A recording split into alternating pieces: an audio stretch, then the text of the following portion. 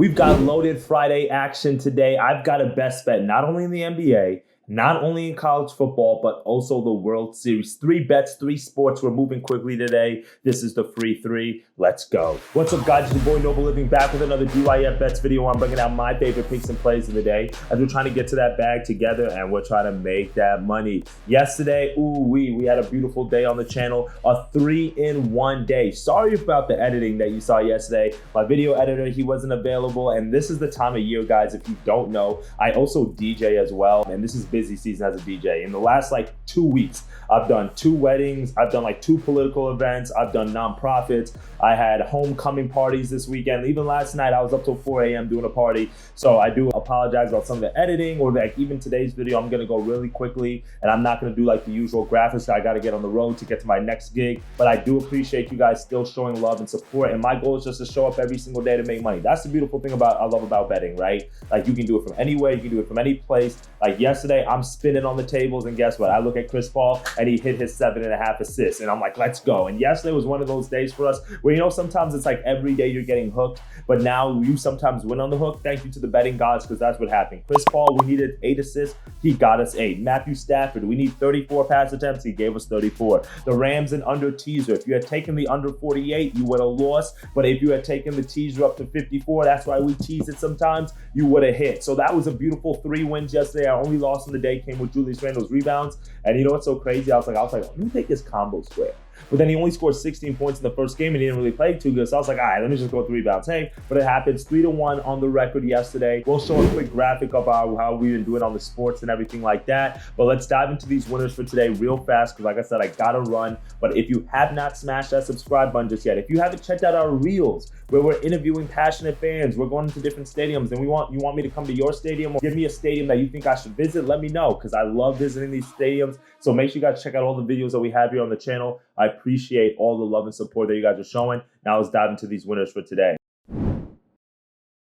So for my first best bet of the day, we're going to go to the college football slate first. And we're going to go with a guy, if you tuned into my reel about a week ago, then we took the Louisville quarterback for pass yards against Miami. We're going to do the same exact thing today, okay? We're going to take his pass yards over 261.5 against Boston College. And the reason why I like this play is because Boston College is not a team that's really known for their defense at all. I mean, their run defense is not strong, but their pass defense is even worse. And because of that, it gives me the opportunity to get a player like Tyler Shough, where he's not getting all the headlines like Cam Ward is, like Dylan Gabriel is, but he's putting up those type of numbers. He's one of the top passers in all of college football. He's up there with Kyle McCord. We saw what he was able to do last week against a Miami team where, truthfully, Louisville got snubbed out of that game, let's be honest. But 342 pass yards last week. The week before that against a Virginia pass defense that's pretty strong. He had 231. The week before that against SMU, 329. Against Notre Dame, 264. Against Georgia Tech, 261. Right? So obviously his numbers have been going up in terms of the line,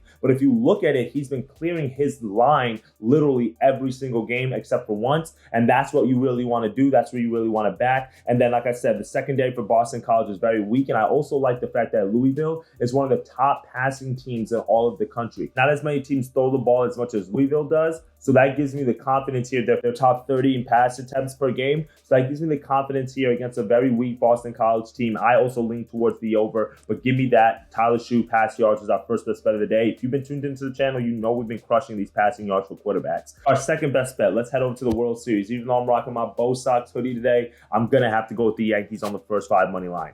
Garrett Cole absolutely is stellar in the postseason. I think I saw a stat that for qualified pitchers of over maybe 10 starts or something like that, Garrett Cole literally has a top 5 ERA in the postseason. He's literally unhittable, and he's been solid for the Yankees all postseasons. 3 postseason starts. His first start was against the Royals. He was a little shaky, 5 innings, 3 earned runs. But after that, he bounced back on the road with 7 innings and 1 earned run. And then to close out the Guardians, he had 6 hits, 2 earned runs on 4 1/3 innings. And he could probably have gone deeper in that game if he didn't get into a little bit of trouble there in the 5th inning. But that's the type of numbers that he gives us. Now with the Yankees on the road in this matchup against the Dodgers, I like Garrett Cole even better. Why? 4.3 ERA at Yankee Stadium, 2.49 ERA on the road. That is what I'm willing to back. A pitcher like Gerrit Cole in this situation, I'm not willing to play the full game just because it's now when you got bullpens in there, I don't really trust it. Jack Flaherty, he is somebody when he has a little bit more time to rest. But if you look at his numbers historically in the postseason,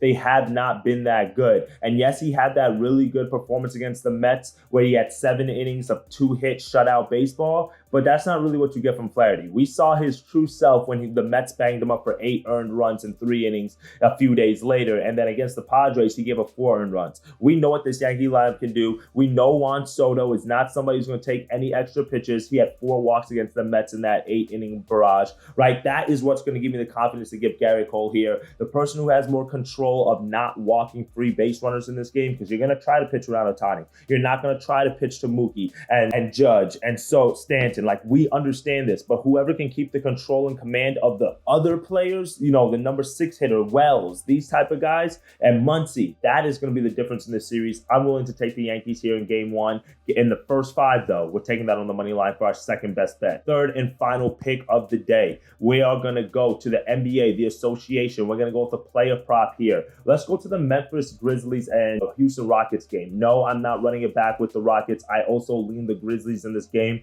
Ja Morant is back. They are looking good even without Jaren Jackson, but that is why I like a player prop today to exploit that. And that's Mr. Alfred Sengun himself, the Turkish menace. And I love his rebounds today at over 10.5, okay? I just mentioned there's no Jaren Jackson right now for the Memphis Grizzlies, so as a result, they're playing a little bit of like a smaller lineup. I say that, and Zach Edey is their starting center, right? But Zach Edey didn't play that much in game 1. He only played 15 minutes. I really suspected that he would not be playing a lot of minutes in that game specifically because of the threat that like Lauri Markkanen gives you stretching the floor. Yeah, he could have matched up with Walker Kessler, but not really a good matchup there. Today, same type of situation. Sengun is a guy whose footwork, his mobility can cause problems for somebody like Zach Edey who can necessarily move his feet like that. So with no Jaren Jackson, that means that all you have is Saldama there and nothing against him. I mean, he had 27 points last game. He was the main reason why the Grizzlies were able to win that game, but he's not giving you too much from a defensive standpoint or from a rebound standpoint. Walker Kessler had 14 rebounds against the Grizzlies on Wednesday, including 6 offensive rebounds. So now you have a guy like Alfred Sengun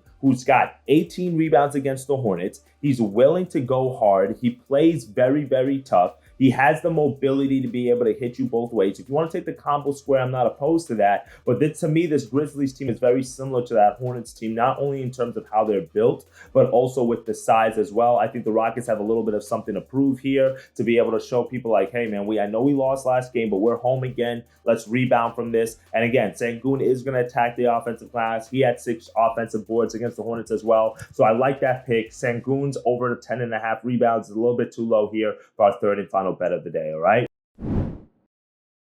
That's it for me today, my friends. 3 quick winners in 3 sports that I'm giving you real quickly. We've got in college football, Tyler Shoe over 261.5 pass yards. In baseball, in the World Series, Game 1, Yankees first 5 money line. And then in the association, Alfred Sengun over 10.5 rebounds. That's what we're taking. We're going to be back tomorrow with a quick reel, a quick short for you guys. So make sure you tap back in. College football Saturdays have been doing us good. So let's keep that momentum going. And as always, I appreciate the love and support. Dictate your fate and get to that cheddar. I'll see you on tomorrow's video. Later, guys.